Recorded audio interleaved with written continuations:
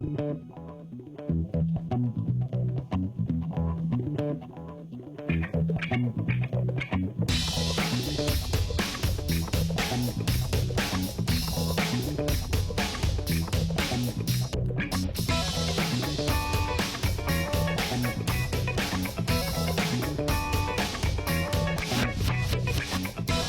is the partypoker.net World Tenpin Masters from the Barnsley Metrodome. The last of the quarter-finals will be played today. It's been a tough tournament so far, and 11 of the best have already been sent out of the running. So one false move really can cost them the tournament. Let's look at the draw so far. Just one quarter-final to be decided, then we'll know the full semi-final lineup. Already defending champion Chris Barnes is through to face Australia's Jason Belmonte. Paul Moore of England awaits the winner of our next match, left-hander Remy Ong of Singapore, the Asian #1, against Dominic Barrett of England. Both Remy Ong and Dominic Barrett had very close matches in the last round. Now, with only one spot left in the semi-finals, they can't afford to make any mistakes. Right, I'm Remy from Singapore, and I'm playing against Dominic from England. I'm Dominic Barrett, and I'm playing Remy Ong. Well, he's good. He's young. He has lots of potential. So it's a two-game thing. Anything can happen. So I just go out there and give it all my best shot. He's a very good player. He's won the gold medal in the World Championships last year. So he's obviously a very tough opponent. Time now to join your commentators, Cass Edwards, and first, Simon Golding. Plenty to cheer about for this home crowd in Barnsley so far at this year's World Tenpin Masters. Two Englishmen still in the competition. Paul Moore through to the semi-final, and he awaits the winner of this next match between Dominic Barrett of England and the man from Singapore, Asia's #1 in your picture, Remy Ong. Nice shot there of the Tenpin standing in a triangle. Again, as we've mentioned before, this is just a short format, two-game shootout for these players. Ong, the 28-year-old, came through against Torry Torgerson in the first round when he's not Tenpin bowling. He's a real estate agent in Singapore, so you just get the feeling Remy Ong's going to do quite well in life. But he's got his bowling to concentrate on for the moment. And he really is a formidable opponent, and if he comes through this match, Cass, we could end up with an all-left-hand semi-final. Yeah, what a feast that could be. That'll be very interesting. Last practice ball then for Ong before we get this game underway.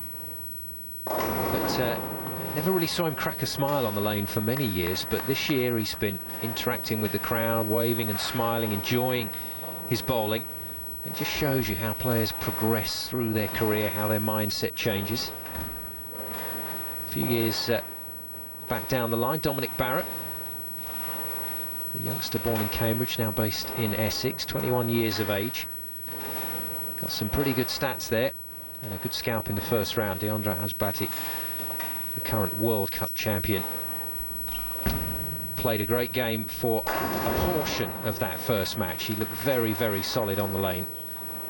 But at 21 years of age, there's still so much for this young man to learn, Cass, and experience is probably the thing that's missing from his game at the moment.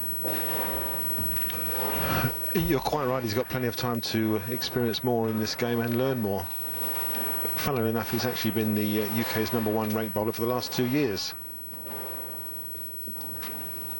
So Barrett's last ball before he too can settle down and try and get off to the best possible start. That's the issue for the bowlers in this sprint over the 2 games. You've got to really get yourself off to a decent start, and at the very worst you've got to keep pace with your opponent. But if you turn round and go into game 2 with anything like 30-40 pins as a deficit, then the pressure is on.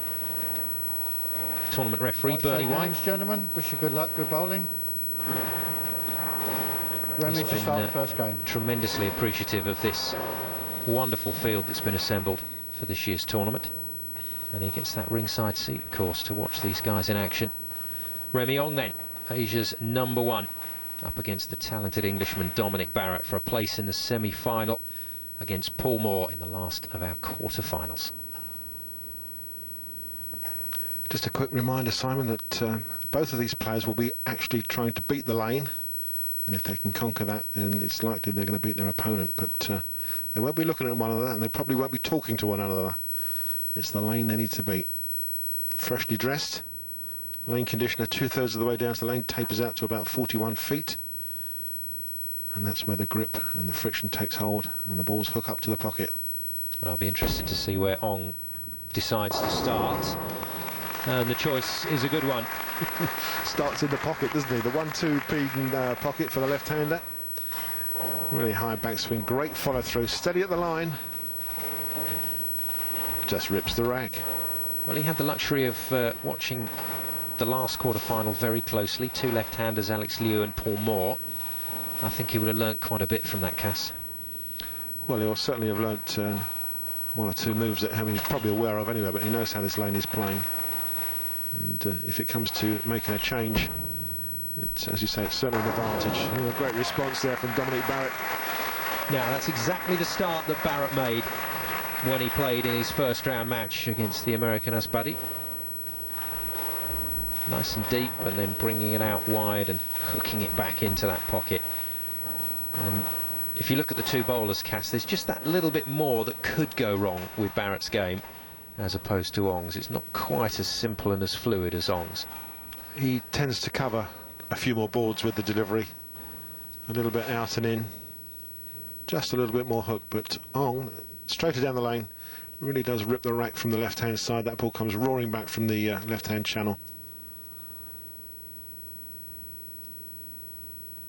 Looking to make the first double of the match.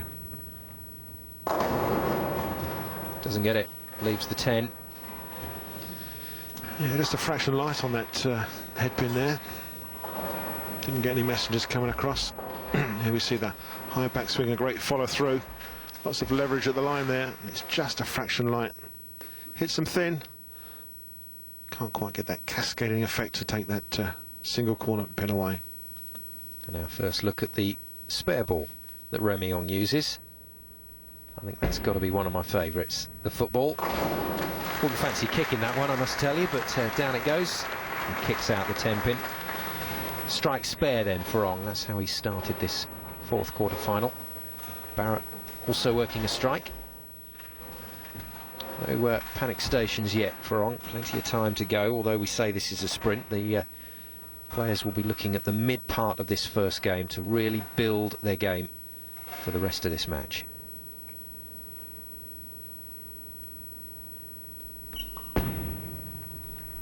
Well, you saw that additional action that Barrett gets on the ball, but he's left the 9. Yeah, probably just a bit too much action. The ball's cut right through into the 1-3 pocket. It's got so much velocity and rotation on it. The rev rate's up to 483. Of course, it's ripped the rack and hasn't deflected. It's cut right through that 5 pin. It should have deflected off onto the 9. So much power in that back end. That's what leaves a single pin. Straightforward single pin spare. Takes it away nicely. And we're all square after 2 frames.